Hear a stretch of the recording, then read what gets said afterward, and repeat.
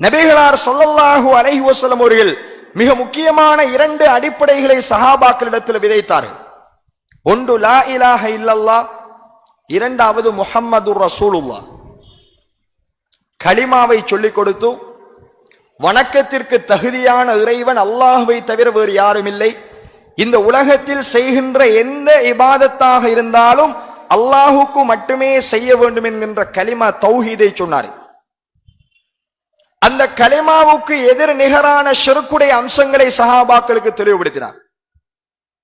அதுபோல் அல்லாஹுடைய தூதர்கள் சுன்னாவை பின்பற்றுவதனுடைய முக்கியத்துவத்தை சொன்னார்கள். சுன்னாவை பின்பற்றுவதனுடைய அவசியத்தை எடுத்து சொல்லிவிட்டு அல்லாஹுடைய தூதர்கள் பித்ஆவை எச்சரித்தார்கள். பித்ஆ என்றா என்ன கண்ணியத்துக்குரிய சகோதரர்களே? நாம் தெரிந்திருக்க வேண்டிய மிக முக்கியமான ஒரு அடிப்படை, அல்லாஹுடைய தூதரவர்கள் எந்த உரை நிகழ்த்தினாலும் எந்த ஜும்மா பிரசங்கம் நிகழ்த்தினாலும் இதை சொல்லாமல் அல்லாஹுடைய தூதரவர்கள் அந்த உபதேசத்தை செய்ய மாட்டார்கள். ஃபஇன்ன அஸ்தகல் ஹதீஸ் கிதாபுல்லாஹ், வார்த்தைகளில் மிக உன்னதமான வார்த்தை அல்லாஹுடைய வேதம் திருக்குர்ஆன்.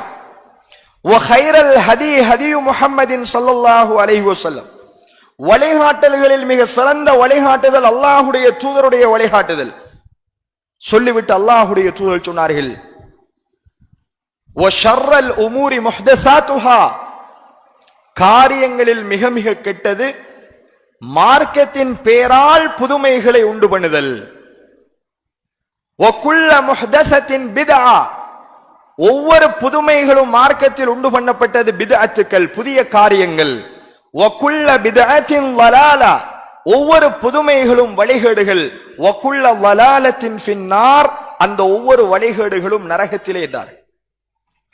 இதை சொல்லித்தான் அல்லாஹுடைய தூதர்கள் எல்லா பயானையும் சஹாபாக்களுக்கு நிகழ்த்தினார், எல்லா உரையையும் நிகழ்த்தினார்.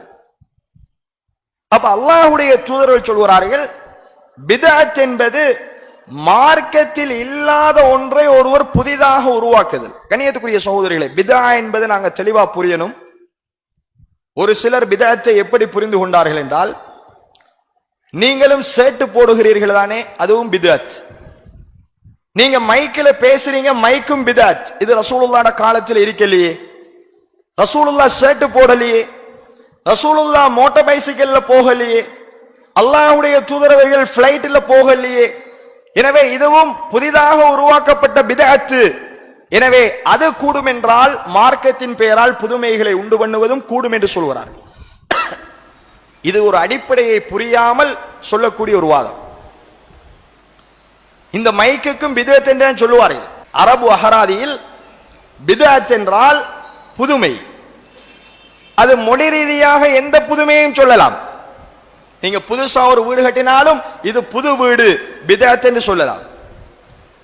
இந்த மைக்கை நீங்க புதுசா வாங்கினாலும் இது பித்அத் என்று சொல்லலாம், மொழி ரீதியாக சொல்லலாம். ஒரு போன் வாங்குறார், இது புதுசு பித்அத் என்று சொல்லலாம், அதை உள்ளடக்கும். ஆனால் மார்க்கத்தில் ரசூலுல்லாஹி ஸல்லல்லாஹு அலைஹி வஸல்லம் அவர்கள் சொன்ன பித்அத் என்ன? இஸ்திலாஹன் மார்க்க ரீதியான கருத்தை தான் அல்லாஹ்வுடைய தூதர்கள் சொன்ன விதத்தில் நாங்க புரியணும். புரிந்தால் இந்த கேள்வி வராது. என்ன சொன்னார்கள் அல்லாஹ்வுடைய தூதர்கள் பித்அத் என்றால்? மன் அஹ்தஸ ஃபீ அம்ரினா ஹாதா, எங்களுடைய இந்த மார்க்கத்தில் இல்லாத ஒன்றை யார் புதிதாக உருவாக்குவார். உலகத்தில் அல்ல, உலகத்தில் நீங்க மோட்டார் சைக்கிள்ல போகலாம், பிளைட்ல போகலாம், ஜீப்ல போகலாம், ஆட்டோல போகலாம், எந்த புதுமையிலும் போகலாம். அதை மார்க்கம் உங்களுக்கு தடுக்கல. எதை மார்க்கம் தடுக்கிறது தெரியுமா? மார்க்கத்தில் நீங்கள் ஒரு புதுமையை உண்டு பண்ணினால், மன் அஹ்தஸ ஃபீ அம்ரினா ஹாதா, எங்களுடைய இந்த மார்க்கத்தில் யார் ஒருவர் இல்லாத ஒன்றை புதிதாக உருவாக்குவாரோ. அது என்ன மார்க்கத்தில் புதுசா உருவாக்குறேன்டா? இபாதத்துகள், அகீதா சார்ந்த அம்சங்கள். அல்லாஹ்வுடைய தூதரவர்கள் அல்லாஹ்வை எப்படி நம்ப வேண்டும் என்று சொன்னார்களோ அப்படி நம்பணும். அதுல உதாரணமா ஒரு நம்பிக்கையை சொல்றேன். அல்லாஹ் குர்ஆன்ல சொல்கிறான், அர் ரஹ்மானு அலல் அர்ஷிஸ்தவா, அர் ரஹ்மான் அளவற்ற அருளாளன் அரசின் மீது உயர்ந்து விட்டான் என்று அல்லாஹ் தான் எங்கே இருக்கிறான் என்பதை சொல்கிறான். அல்லாஹ் அரசில் இருக்கிறான் என்று குர்ஆன் சொல்கிறது. அல்லாஹ் அரசின் மீது உயர்ந்து விட்டான். இதைத்தான் அல்லாஹ்வுடைய தூதர்கள் சஹாபாக்களுக்கு சொன்னார். அப்படி அப்படியே சஹாபாக்கள் சமிஅனா வ அத்தஅனா, கேட்டோம் கட்டுப்பட்டோம். இதுதான் அகீதா, எங்களுடைய அகீதா. அல்லாஹ் அர்ஷில் இருக்கிறான். இரண்டாவது கேள்வியில் அகீதாவுல எப்படி இருக்கிறான், எதில் இருக்கிறான், நம்மளை போல இருக்கிறான் என்று கேள்வி கேட்டால் அது பாத்தில், வழிகேடு. அல்லாஹ் இருக்கிறான், அவனுடைய சக்திக்கு ஏற்ப, அவனுடைய ஜலாலியத்துக்கு ஏற்ப, அவனுடைய மகத்துவத்திற்கு ஏற்ப இருக்கிறான். எங்களுக்கு தெரியாது, ஏன் அது சொல்லப்படல. அல்லாஹ் அர்ஷின் மீது உயர்ந்து விட்டான். ஹலக்க சமாவாதி வல் அர்ல, வானத்தையும் பூமியையும் அல்லாஹ் படைத்தான். சும்மஸ்தவா அலல் அர்ஷ், பிறகு அர்ஷின் மீது அல்லாஹ் உயர்ந்து விட்டான் என்று அல்லாஹ் சொல்கிறான். எனவே அல்லாஹ்வுடைய தூதர் ஸல்லல்லாஹு அலைஹி வஸல்லம் அவர்கள் சஹாபாக்களுக்கு அதை போதித்தார்கள். ஒட்டுமொத்த சஹாபாக்களும் நம்பினார்கள் அல்லாஹ் அர்ஷில் இருக்கிறான். இன்றைக்கு வரைக்கும் நம்மட நம்பிக்கை அதுதான். இப்போ ஒருவர் வந்து சொல்கிறார், அல்லாஹ் அர்ஷில் இருக்கிறான் என்று நம்பக்கூடாது, அல்லாஹ் எல்லா இடத்திலும் இருக்கிறான், அல்லாஹ் தூணிலும் இருக்கிறான், அல்லாஹ் துரும்பிலும் இருக்கிறான், எங்களுக்கு கூடையும் இருக்கிறான், எல்லா இடங்களிலும் அல்லாஹ் இருக்கிறான் என்று ஒரு ஆள் சொல்றார். இதுதான் அகீதா என்று சொல்கிறார். இப்ப எங்கள் அடிப்படை என்ன, நாங்க முதல் பார்த்தது, என்ன பிரச்சனை வந்தாலும் நானும் என்னுடைய தோழர்களும் இன்றைய தினம் எதில் இருக்கிறோமோ அதை பின்பற்றவர்கள் தான் அந்த வெற்றி பெற்ற கூட்டம். அல்லாஹ்வுடைய தூதர்கள் அல்லாஹ் எங்கும் இருக்கிறான் என்று சொன்னார்களா? இல்லை. ஹதீதுகளிலும் குர்ஆனிலும் மிக தெளிவாக ரசூலுல்லாஹ் சொன்னது என்ன, அல்லாஹு தஆலா அர்ஷிலே இருக்கிறான். ஒரு சஹாபி வருகிறார் அல்லாஹ்வுடைய தூதரிடத்தில், யா ரசூலல்லாஹ், என்னுடைய அடிமை இடத்தில் ஆடுகளை மேய்ப்பதற்காக பாரம் கொடுத்திருந்தேன், அவள் ஆடுகளை மேய்க்கின்ற பொழுது ஒரு ஆட்டை ஒரு ஓனாய் தூக்கி கொண்டு போய்விட்டது யா ரசூலல்லாஹ், கோபத்தில் அறைந்து விட்டேன், அடித்து விட்டேன். கவலை தாங்க முடியாமல் அல்லாஹ்வுடைய தூதரிடத்தில் வருகிறார். வந்து சொன்னார், யா ரசூலல்லாஹ், இப்படி ஒரு சம்பவம் நடந்தது, என்னுடைய அடிமை அடித்து விட்டேன், இதற்கு ஏதாவது உபகாரம் இருக்கிறதா? ரசூலுல்லாஹி ஸல்லல்லாஹு அலைஹி வஸல்லம் அவர்கள் சொன்னார்கள், அந்த அடிமையை கூட்டி வாருங்க. அடிமையை கொண்டு வரப்பட்டால் அல்லாஹ்வுடைய தூதர்கள் கேட்ட முதலாவது கேள்வி என்ன தெரியுமா? ஐன் அல்லாஹ், அல்லாஹ் எங்கே இருக்கிறான்? ஹதீஸ்ல வார ரசூலுல்லாஹ் சுன்னா, அல்லாஹ் எங்கே இருக்கிறான்? அந்த பெண் சொன்னால் ஃபிஸ் ஸமா, அல்லாஹ் வானத்திலே இருக்கிறான். இரண்டாவது கேள்வி, மன் அன, நான் யார்? நீங்கள் முஹம்மதுர் ரசூலுல்லாஹ் என்று சொன்னார். அல்லாஹ்வுடைய தூதர்கள் சொன்னார்கள், ஃபஇன்னஹா முஃமினா, அவள் ஒரு மூமினான பெண், அவளை விடுதலை செய்து விடு என்று சொன்னார்கள் அல்லாஹ்வுடைய தூதர். ஆதாரபூர்வமான செய்தி, கண்ணியத்துக்குரிய சகோதரர். அப்ப கொண்டு வரப்பட்ட ஒரு அடிமையினுடைய நம்பிக்கை அல்லாஹ் வானத்திலே இருக்கிறான். அல்லாஹ் குர்ஆனிலே சொல்கிறான், வானத்திலே எங்கே இருக்கிறான்? 7 வானங்கள் கடந்து அர்ஷின் மீது அல்லாஹ் இருக்கிறான் என்பதை அல்லாஹ்வுடைய குர்ஆன் எங்களுக்கு இன்னும் தெளிவா சொல்லுது. எனவே ரசூலுல்லாஹ்வின் நம்பிக்கையும் சஹாபாக்களும் நம்பிக்கையும் அல்லாஹ் வானத்தில் 7 வானங்கள் கடந்து அர்ஷின் மீது இருக்கிறான் என்பதுதான். எனவே இதுக்கு மாற்றமான ஒரு கருத்து வருமாக இருந்தால் நிச்சயமாக அது வழிகேடு, நிச்சயமாக அது ரசூலுல்லாஹ் போதித்த அகீதா அல்ல. இதுதான் மார்க்கத்தில் புதுமையை உண்டு பண்ணுதல். அகீதாவுல ஒரு பிதஅத்தை உண்டு பண்ணினால் அது முக்கஃபிரா. பிதஆவை அறிஞர்கள் 2 விதமா பிரித்தார்கள். எங்களை குஃபருக்கு கொண்டு போகின்ற பிதஅத்து, அப்படி அல்லாமல் குஃபர் இல்லாமல் எங்களை பாவத்தில் தள்ளுகின்ற பிதஅத். பிதஆ முக்கஃபிரா, பிதஆ கைரு முக்கஃபிரா. அப்ப அகீதாவுடைய அம்சத்தில் கண்ணியத்துக்குரிய சகோதரர்களே, ஒருவர் இப்படியான நம்பிக்கைகளை கொள்வாராக இருந்தால், அல்லாஹ் எங்கும் இருக்கிறான் என்று சொன்னால் அவர் தெளிவான வழிகேட்டில் குஃபருக்கு போயிடுவார், பிதா முக்கஃபிராக்கு போயிடுவார். அது மாதிரி தான் இன்னும் ஒரு அகீதாவுடைய அம்சத்தை உங்களுக்கு விளங்கணும் என்று சொல்ல, அல்லாஹுக்கு உருவம் இருக்கா இல்லையா? உருவம் என்ற உடனே மனுஷன் மாதிரி நம்ம சிந்திக்க கூடாது. லைஸக மிஸ்லிஹி ஷைஉன், அவனை போல எதுவுமே இல்லை என்று அல்லாஹ் குர்ஆன்ல சொல்ல. என்ன போல யாரும் இல்லை என்று நான் சொன்னால் நானே இல்லை என்பது அதன் அர்த்தம். என்ன போல யாரும் இந்த உலகத்தில் இல்லைன்னா நான் ஒருத்தன் இருக்கேன் என்பதுதான் அர்த்தம். அல்லாஹ் சொல்கிறான், லைஸக மிஸ்லிஹி ஷைஉன், அவனை போல யாரும் இல்லை. அப்ப அவன் ஒருவனாக இருக்கிறான். அந்த தோற்றத்தை இந்த உலகத்தில் யாரும் பார்க்கல, அல்லாஹ்வை இந்த உலகத்தில் யாரும் பார்க்கல, பார்க்கவும் முடியாது. அல்லாஹ் சொல்கிறான், லா துத்ரிகுல் அப்சார், உங்களுக்கு தரப்பட்டிருக்கிற பார்வை அவனை அடையாது. அல்லாஹ்வை பார்க்க இயலான்னு சொல்லல, நல்லா கவனிங்க. அல்லாஹ்வை பார்க்க இயலாது என்று அல்லாஹ் சொல்லல. என்ன சொல்கிறான்? உங்களுடைய பார்வை அவனை அடையாது என்றுதான் சொல்கிறான். ஆனால் அல்லாஹ்வை மறுமையில பார்க்கலாம் என்று சொல்றான். ரசூலுல்லாஹ்வுடைய சஹாபாக்கள் கேட்டார்கள், ஹல் நரா ரப்பனா யௌமல் கியாமா, அல்லாஹ்வுடைய தூதரே எங்களுடைய ரப்பை மறுமையில நாங்கள் பார்ப்போமா? ஆம். எப்படி ஒரு பூரண சந்திரனை நீங்கள் எந்த மேகமும் மறைக்காமல் எந்த வானமும் மறைக்காமல் உங்களால் பார்க்க முடியுமோ அப்படி நீங்கள் நாளை மறுமையில் அல்லாஹ்வை பார்ப்பீர்கள் என்றார்கள் அல்லாஹ்வுடைய தூதர். மறுமையில பார்க்கலாம் மூமின்கள், உலகத்தில் பார்க்கலாம். எனவே அல்லாஹுக்கு உருவம் இருக்கின்றது, அவனுடைய தகுதிக்கேற்ற உருவம் மறுமையில் தான் பார்க்க முடியும் என்று அல்லாஹுடைய குர்ஆன் தெளிவாக சொல்லுது. இதுதான் எங்கட அகீதா, ரசூலுல்லாஹ் போதித்த அகீதா. ஒருவர் சொல்லுகிறார் அல்லாஹ் உருவம் இல்லாதவன். நாகூர் ஹனீஃபாட பாட்டில கேட்டிருப்பீர்கள், உருவமற்ற இறைவன் படிக்கிறார். அல்லாஹ்க்கு உருவம் இல்ல, எங்கும் நிறைந்த இறைவன் படிக்கிறார் பாட்டில். எனவே இந்த அகீதா கண்ணியத்துக்குரிய சகோதரிகளை வழிகேடான அகீதா. அல்லாஹ் தன்னுடைய கையால் ஆதம் அலைஹிஸ்ஸலாத்தை படைத்ததாக சொல்கிறான். அல்லாஹ்வுக்கு கை இருக்கு, ஆனா எங்கட கை மாதிரி நாங்க கற்பனை பண்ண கூடாது. அந்த அல்லாஹ்வுடைய கையை மறுமையில தான் பார்க்கலாம், எப்படி என்று தெரியாது. அல்லாஹ் சொல்லல. நரகத்தில் தன்னுடைய பாதத்தை தூக்கி அல்லாஹ் வைப்பதாக சொல்கிறான். அல்லாஹ்வுக்கு பாதம் இருக்கிறது என்ற ஹதீஸ்ல வந்திருக்கிறது. அதற்கு வேறு விளக்கம் கொடுக்கல் அல்லாஹ்வுடைய தூதர். பாதம் என்றே சொன்னார்கள், கையை கை என்றே சொன்னார்கள். இன்னும் அல்லாஹ்வுடைய குர்ஆன் சொல்கிறது, வயபகா வஜ்ஹு ரப்பிக ذுல் ஜலாலி வல் இக்ராம் குல்லு மன் அலைஹா ஃபான், எல்லாம் அழிந்துவிடும் அல்லாஹ்வுடைய முகத்தை தவிர. அல்லாஹ்வுக்கு முகம் இருக்கிறது, வந்திருக்கிறது ஹதீஸில், குர்ஆனில் வந்திருக்கிறது.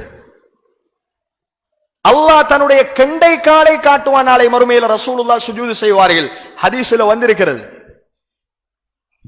எனவே நாம் அல்லாஹுக்கு அவனுக்கே உரித்தான ஒரு உருவம் இருக்கிறது என்று நம்புகிறோம். எனவே எவர் ஒருவர் அல்லாஹுக்கு உருவமே இல்லை என்று மறுக்கிறாரோ அவர் மார்க்கத்தில் அகீதாவில் ஒரு புதுமையை பித்அத்தை உண்டு பண்ணியிருக்கிறார். எனவே அல்லாஹுக்கு உருவம் இல்லை என்று மறுப்பது பித்ஆ முகஃபிரா, எங்களை குஃப்ரில் தள்ளுகின்ற பித்அத். எனவே அகீதாவில் ஒருவர் முரண்பட்டால் அவர் அதற்கு பிறகு செய்கிற எந்த அமலும் ஏற்றுக்கொள்ளப்படாது. அகீதா அடிப்படையான அம்சம், இஸ்லாத்தினுடைய அடிப்படை என்று சொல்லுகிறோம். இது நான் உதாரணத்திற்கு உங்களுக்கு சொல்லி காட்டியது. மார்க்கத்தில் புதுமையை உண்டு பண்ணுது என்றால் வந்த ஒன்றை நாங்கள் மறுப்பது அல்லது புதிதாக ஒன்றை ஏற்படுத்துவது. கண்ணியத்துக்குரிய சகோதரர்களே, சுபஹுடைய தொழுகை, இப்ப அகீதாட பித்அத்தை பார்த்தோம். ஃபிக்ஹ்ல வரக்கூடிய பித்அத்தை பாருங்க. பித்ஆ கைர் முகஃபிரா, பாவத்தில் தள்ளுகின்ற பித்அத், ஆனால் பெரும் பாவம். என்ன பித்அத்? மன் அஹ்தஸ ஃபீ அம்ரினா ஹாதா மா லைஸ மின்ஹு ஃபஹுவ ரத்து, எங்கட இந்த மார்க்கத்தில் இல்லாத ஒன்றை எவர் புதிதாக உருவாக்குவாரோ அது நிராகரிக்கப்படும் என்றார்கள் அல்லாஹ்வுடைய தூதர். சுபஹுடைய தொழுகை 2 ரக்காத் என்று வந்திருக்கு. சுபஹுடைய தொழுகை 2 ரக்காத். ஒருவர் சொல்கிறார், சுபஹுடைய தொழுகையை நான் 3 ரக்காத்தாக தொழப் போகிறேன் அல்லது 6 ரக்காத்தாக தொழப் போகிறேன். நான் எழும்பி இருக்கிறேன், நீண்ட நேரம் இருக்கிறது, எனக்கு எந்த வேலையும் இல்லை, நான் 6 ரக்காத் தொழுதால் நன்மைதான் என்று தொழுகிறார். இவருடைய தொழுகை ஏற்றுக்கொள்ளப்படுமா, நிராகரிக்கப்படுமா? நிராகரிக்கப்படும் நிச்சயமா. ஏன்? என்ன சொல்லுவோம்? அல்லாஹ்வுடைய தூதர் அவர்கள் தொழுதது 2 தான். நீங்க 3 தொழுதாலும் அது ரிஜெக்ட், நீங்கள் 1 தொழுதாலும் ரிஜெக்ட். சுபஹ 6 ரக்காத்து தொழுதாலும் ஏற்றுக்கொள்ளப்படாது. நீங்க சூரியன் உதிக்கும் வரைக்கும் தொழுதாலும் ஏற்றுக்கொள்ளப்படாது. மார்க்கம் சொன்னது 2, நீங்க புதிதாக உருவாக்கியது 3, 4, 6 அனைத்தும் நிராகரிக்கப்படும். பொது விதி, பொது காயிதா. இதுதான் மார்க்கத்தில் புதிதாக உண்டு பண்ணுதல். அல்லாஹ்வுடைய தூதர் ஸல்லல்லாஹு அலைஹி வஸல்லம் அவர்கள் ஐவேளை தொழுகையை எப்படி தொழுதார்கள் என்பது மிக தெளிவாக பதிவு செய்யப்படி. எந்த ஐவேளை தொழுகைக்கு பின்னாலும் அல்லாஹ்வுடைய தூதர் அவர்கள் உட்கார்ந்து துஆ ஓத, கூட்டு துஆ கேட்க, மௌமூம்கள் எல்லோரும் சேர்ந்து ஆமீன் சொன்னார்கள் என்று ஒரு ஹதீஸும் இல்லை. அல்லாஹ்வுடைய தூதர் அவர்கள் தொழுவார்கள், சும்மன் சரஃப, தொழுதால் தொழுது முடிந்தவுடன் அல்லாஹ்வுடைய தூதர்கள் வீட்டுக்குள்ள போயிடுவாங்க. மக்களுக்கு ஏதாவது உபதேசம் செய்ய நினைத்தால் அல்லாஹ்வுடைய தூதர் அவர்கள் மக்களை பார்த்து திரும்பி உட்கார்ந்து மக்களுக்கு அல்லாஹ்வுடைய தூதர் அவர்கள் உபதேசம் செய்வார்கள் என்று பார்க்கிறோம். எந்த ஒரு ஹதீஸிலும் அல்லாஹ்வுடைய தூதர் அவர்கள் தொழுகைக்கு பின்னால், ஐவேளை தொழுகைக்கு பின்னால் கூட்டாக பிரார்த்தித்தார்கள், சஹாபாக்கள் ஆமீன் சொன்னார்கள் என்று இல்லை. ஆனால் இன்று புதிதாக அப்படி ஒரு துஆ உருவாக்கப்பட்டிருக்கிறது. எனவே இது பித்ஆவா சுன்னாவா? நபிகளாருடைய வாழ்க்கையில பார்க்கிறோம், இல்லை. மா அன அலைஹில் யௌம் வ அஸ்ஹாபி, நானும் என்னுடைய தோழர்களும் இன்று எதில் இருக்கிறோமோ அதை பின்பற்றினால் தான் நீங்களும் வெற்றி பெறுகின்ற அந்த ஒரு கூட்டம் என்றார்களே ரசூலுல்லாஹ். அந்த கூட்டத்துடைய சஹாபாக்களுடைய வாழ்க்கையில் இது இருக்கல்ல, நபிகளாருடைய சுன்னாவில் இருக்கல்ல. எனவே இது புதிதாக உருவாக்கப்பட்டது. எனவே இது பித்அத். மீலாதுன் நபி விழா, நபிகளாருடைய பர்த்டே கொண்டாடுவது, இது எப்படி பார்க்கிற பித்அத்தா சுன்னத்தாண்டு? நபிகளாருடைய சுன்னாவிலே பார்க்கிறோம் 40 வருடங்கள் நபித்துவ வாழ்க்கைக்கு முன்னாடி, 23 வருடங்கள் நபித்துவ வாழ்க்கைக்கு பின்னாடி, மக்காவுல 13 வருடங்கள், மதீனாவுல 10 வருடங்கள். இந்த 63 வருடகால வாழ்க்கையில் ஒரு தடவையாவது அல்லாஹுடைய தூதரவர்கள் தனக்கு மீலாது நபி விழா கொண்டாடினார்களா என்றால் ஒரு ஆதாரம் இல்லை. கொண்டாடக்கூடிய நாமும் ஏற்றுக்கொள்கிறோம், ரசூலுல்லாஹ் கொண்டாடல்ல. சஹாபாக்கள் அபூபக்கர், உமர், உஸ்மான், அலி ரலியல்லாஹு அன்ஹு அவர்களுக்கு யாராவது ஒருவர் கொண்டாடினாரா? இல்லை. அதற்கு பின்வந்த மிக பெரும் இமாம்கள், இமாம் ஷாஃபி ரஹிமஹுல்லாஹ், ஷாஃபி மதுஹப் என்று சொல்கிறோம், அவர் கொண்டாடவில்லை. இமாம் மாலிக் ரஹிமஹுல்லாஹ் அவர் கொண்டாடவில்லை. இமாம் அஹமது இப்னு ஹம்பல் ரஹிமஹுல்லாஹ் அவர் கொண்டாடவில்லை. இமாம் ஹனஃபி இமாம் அவரும் கொண்டாடவில்லை. 4 மதுஹபுடைய அறிஞர்களும் கொண்டாடல். பின்னாடி வந்த அறிஞர்கள் இமாம் புகாரி, இமாம் முஸ்லிம், இப்னு மாஜா, நசாயி, இமாம் திர்மிதி யாரும் கொண்டாடல. சிறந்த நூற்றாண்டவர்கள் என்று ரசூலுல்லாஹ் 3 நூற்றாண்டை சொன்னார்கள். ஹைருல் குரூனி கர்னி சும்மல்லதீன யலூனஹும் சும்மல்லதீன யலூனஹும், சிறந்த நூற்றாண்டவர்கள் என்னுடைய சஹாபாக்கள், 2வது தாபீன்கள், 3வது தபவு தாபீன்கள். இந்த 3 நூற்றாண்டிலும் இந்த மீலாதுன் நபி விழா கொண்டாடுவது இருக்கல்ல. எனவே இது ரசூலுல்லாஹ்வுடைய சுன்னாவா பித்ஆவா? ரசூலுல்லாஹ்வுடைய சுன்னத்திலே இல்லை என்றால் அது அடுத்த கட்டம் பித்அத். மார்க்கத்தின் பெயரால் புதிதாக உண்டு பண்ணப்பட்டது. ரசூலுல்லாவை நேசிப்பது தப்பா? அல்லாஹுடைய தூதரை நாங்கள் நேசித்து ஒரு மீலாது விழா கொண்டாடுவதை எப்படி தவறு என்று சொல்வீர்கள்? கண்ணியத்துக்குரிய சகோதரிகளே, அல்லாஹுடைய தூதரை நேசிப்பதற்கு மீலாது கொண்டாட சொல்லி அல்லாஹுடைய தூதர் சொல்லல. அல்லாஹுடைய தூதரை நேசிப்பதாக இருந்தால் அல்லாஹுடைய தூதர் சொன்ன வழியில் அல்லாஹுடைய தூதர் அவர்களை நேசிக்கவர். நபிகளார் கொண்டு வந்த குர்ஆனிலும் இல்லை, நபிகளாருடைய வாழ்க்கை வழிமுறையிலும் இல்லை. 2லும் இல்லை என்றால் அது 72 கூட்டத்தில் சேருமா அல்லது சுவர்க்கம் போகிற ஒரு கூட்டத்தில் சேருமா? சிந்திச்சு பாருங்க. அதான் அளவுகோல், ரசூலுல்லாஹ்வுடைய அளவுகோல் அதுதான். நீங்க எதை இந்த மார்க்கத்தின் பெயரால் உருவாக்கினாலும் அதை நாங்கள் கொண்டு போய் நிறுத்த வேண்டியது குர்ஆனில் இருக்கிறதா ஹதீஸில் இருக்கிறதா? சஹாபாக்கள் செய்திருக்கிறார்களா? குர்ஆனிலும் இல்லை, ஹதீஸிலும் இல்லை, சஹாபாக்களும் அதை செய்யவில்லை என்றால் கண்ணியத்துக்குரிய சகோதரர்களே, அதற்கு நாம் என்ன காரணம் சொன்னாலும் அது மார்க்கத்தில் எடுக்கப்படாது, தூக்கி வீசப்படும். இப்படி எத்தனை உதாரணங்களை வேண்டுமானால் நமது சமூகத்தில் நீங்க பார்க்கலாம். எதை கொண்டு வந்து நீங்கள் பொருத்தி பார்த்தாலும் அது சுன்னாவில் பொருந்தினால் சுவர்க்கம் போகிற கூட்டம், அது பித்அத்தில் பொருந்தினால் அது நரகம் போகிற கூட்டம். எவ்வளவு தெளிவாக இந்த மார்க்கம் அடிப்படைகளை எங்களுக்கு சொல்லி தந்திருக்க, எவ்வளவு தெளிவான அடிப்படைகளை இந்த மார்க்கம் எங்களுக்கு போதித்திருக்கிறது என்பதை கண்ணியத்துக்குரிய சகோதரிகளே, அல்லாஹ்வுடைய நடிகார்களே, நானும் நீங்களும் புரிந்து கொள்ள கடமைப்பட்டிருக்கிறோம். மாலிக் ரஹிமஹுல்லாஹ் அவர்கள் சொல்கிறார்கள் ஒரு செய்தியில், மிக முக்கியமான ஒரு செய்தி, மன் இப்ததஅ ஃபில் இஸ்லாமி பித்அத்தன் யராஹா ஹஸனா, யார் ஒருவர் இந்த மார்க்கத்தில் ஒரு பித்அத்தை உண்டாக்கி ஒரு புதுமையை நுழைவித்து அது நல்லதுதானே என்று கருதுகிறாரோ, ஃபகத் ஸஅம அன்ன முஹம்மதன் ஹான ரிஸாலா, அவர் என்ன உறுதி கொள்கிறார் தெரியுமா? இந்த முஹம்மது ஸல்லல்லாஹு அலைஹி வஸல்லம் அவர்கள் தன்னுடைய தூதுத்துவ பணியில் மோசடி செய்து விட்டார் என்று எண்ணுகிறார். உண்மையும் அதுதானே. ரசூலுல்லாஹ் காட்டாத ஒன்றை நாம் புதிதாக உருவாக்கினால் நபிகளார் மறைத்து விட்டு போனதை நாங்கள் உயிர்ப்பிக்கிறோம் என்பதுதான் அதனுடைய அர்த்தம்.